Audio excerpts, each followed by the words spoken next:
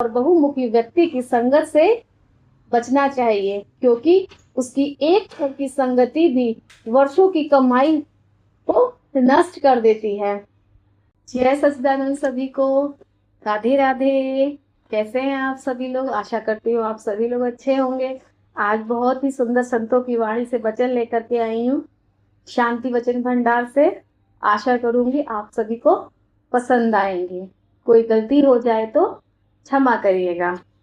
संतों ने फरमाया है, लोगों का आश्रय लोगे तो सदैव दास्ता में जीवन व्यतीत करना पड़ेगा, और मालिक की आज्ञा अनुसार चलोगे तो निर्भय पद को प्राप्त करोगे।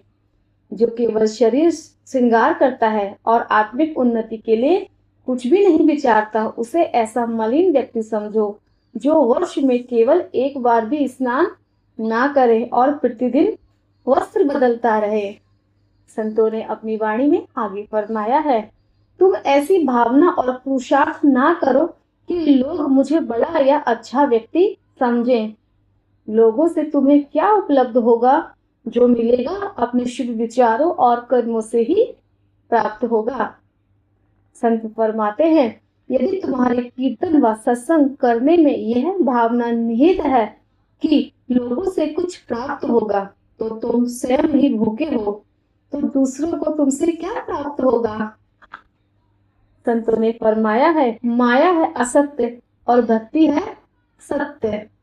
यदि असत्य का आश्रय लोगे तो धोखा खाओगे, और सत्य का आश्रय लोगे तो बाल विवाह का नहीं होगा। तुमने फरमाया है, तुम्हारी छाया तो तुम्हारे साथ अवश्य रहेगी, परंतु सोचना केवल यह है कि वह तुम्हारे पीछे है या तुम उसके पीछे हो। यदि उसे पकड़ने का यत्न करोगे तो वह आगे ही आगे भागेगी, यदि उसकी ओर पीठ करोगे तो वह तुम्हारे पीछे पीछे स्वतः ही चली आएगी। यही हाल माया का है। सांसारिक वस्तुओं के बिना शारीरिक निर्वाह भी असंभव है, परंतु अंतर केवल इतना है कि एक के जीवन का उद्देश्य ही पदार्थ एकत्र करना है और दूसरे का उद्देश्य मालिक की भक्ति करना है, परंतु पदार्थ उनके पीछे पीछे स्वतः आ जाते हैं। उनका लोक भी सुधर जाता है और परलोक भी संवर जाता है। यही फर्क होता है एक गुरुमुख में और एक मनमुख में। गुरुमुख जो होता है वो मालिक की भक्ति करके सारी रिद्धि सिद्धि ऐश आराम अपने जीवन में सब पा लेता है और अपने प्रभु का प्यार भी पाता है, और मनमुख ना मालिक की भक्ति करता है और ना ही संसारिक सुखों का लाभ उठाता है। संत फरमाते हैं, तुम विजय प्राप्त करने के लिए लोगों के झुंड मत बनाओ और ना ही ऐसा विचार करो, केवल प्राकृतिक नियमों का पालन करो। सतगुरु की मौज अनुसार चलो तो नियति की सब शक्तियां तुम्हारे पास हाथ जोड़कर उपस्थित रहेंगी।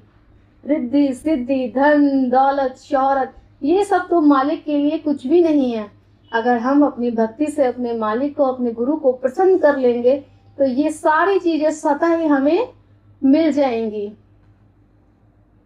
संतों ने अपनी वाणी में फरमाया है, पूरे सदगुरु के पास रिद्धियां सिद्धियां सभी स्वीकृत होने के लिए करबद्ध खड़ी है, किंतु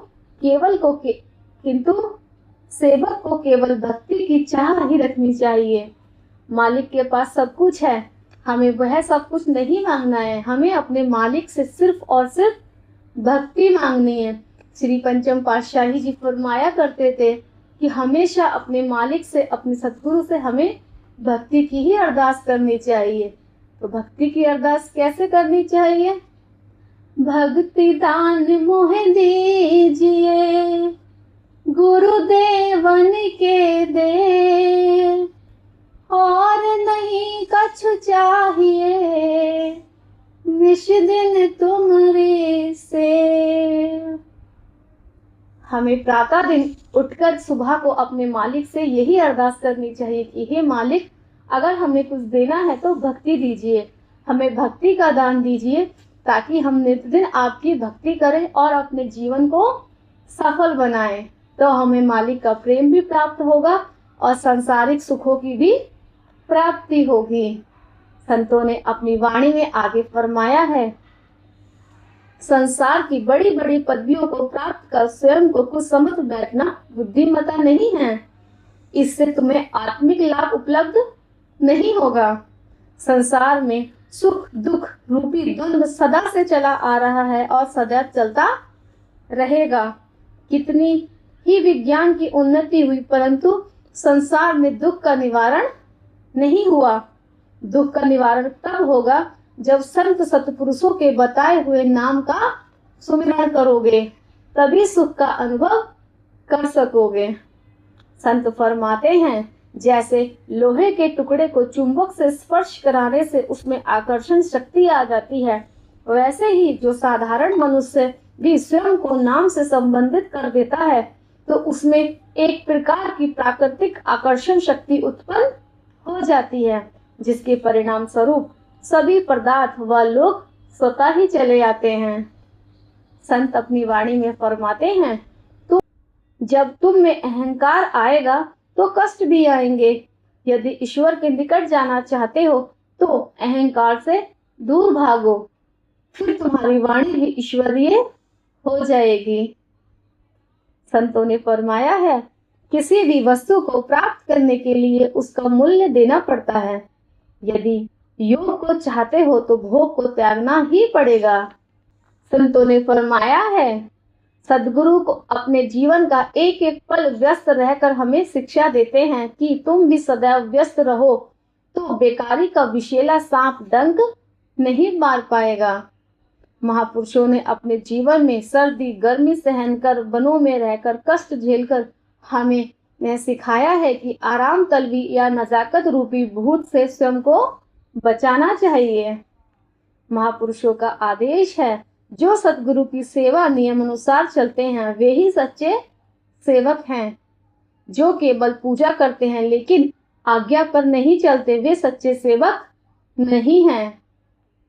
संतों ने फरमाया है, तुम सद्गुरु की सेवा के बदले किसी भी फल की इच्छा ना करो, चाहे मान मिले या बड़ाई। यदि ऐसी इच्छा करते हो तो तुम सेवक नहीं मजदूर कहलाओगे। संतों ने अपनी वाणी में फरमाया है, जो पदार्थ तुम्हारे पास ही नहीं, उनका सुमिरन करने से मन में दुविधा और परेशानी ही होती है। इसलिए उनका सुमिरन करने की अपेक्षा मालिक का सुमिरन करो, ताकि जीवन शांतमय हो जाए। परिणाम की चिंता ना करें।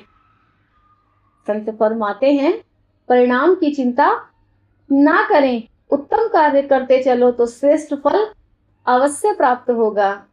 संत फरमाते हैं, दुख सुख तो बादल की छाया के समान है, जो पल में अंधेरा और पल में रोशनी करते फिरते हैं। इसीलिए इनसे घबराना नहीं चाहिए। प्रातः उठते ही निश्चय करो कि सारा दिन नाम का सुमिरन करके प्रसन्न रहूंगा। मिलते हैं अगले भाग में, तब तक के लिए जय सच्चिदानंद, राधे राधे, जय गुरांदी।